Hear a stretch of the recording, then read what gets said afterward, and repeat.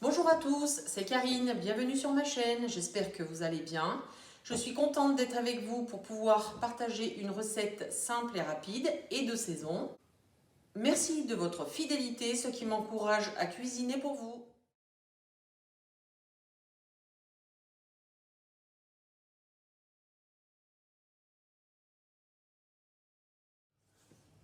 Aujourd'hui, je vous propose des petits biscuits à la figue type Figolu. Je vous mettrai tous les ingrédients dans le descriptif de la recette.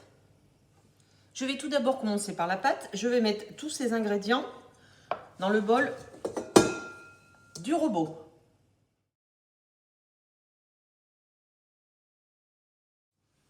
Pendant que la pâte est en train de mélanger, je vais m'occuper des figues. J'ai pris des figues un petit peu molles. J'ai pris mon robot mixeur. Je vais enlever la queue qu'il y a là. Je vais les couper en deux et je vais les mixer jusqu'à obtention d'une pâte. La figue est hachée. Je vais la mettre dans un saladier et je vais la réserver au frigo le temps de continuer la recette.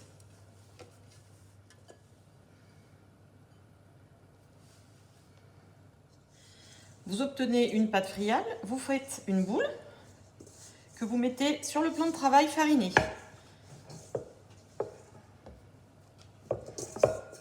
La pâte est prête. Je vais l'étaler et je vais faire un rectangle de 30 cm de côté.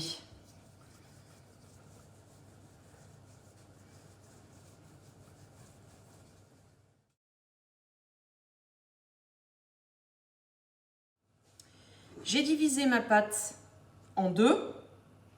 C'est plus pratique pour l'étaler. Elle est un petit peu friable. C'est une pâte sablée. Je vais mettre le boudin de figue. On va couper un peu, on va le mettre à l'autre.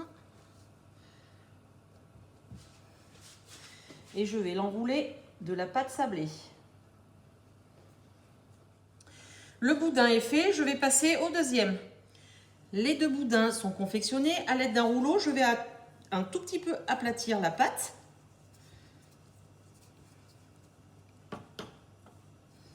Je ferai de même pour le deuxième. Je prends ma fourchette et j'appuie pour faire une marque. Je vais faire des morceaux d'environ 3 cm. Et je vais les mettre sur une plaque, sur du papier sulfurisé. Je fais le tout pour les deux boudins. Les biscuits à la figue sont prêts. J'ai préchauffé mon four à 180 degrés et je vais les cuire 15 minutes plus ou moins selon votre four. La cuisson des figolus est terminée. Je vais les mettre sur une grille pour qu'ils refroidissent.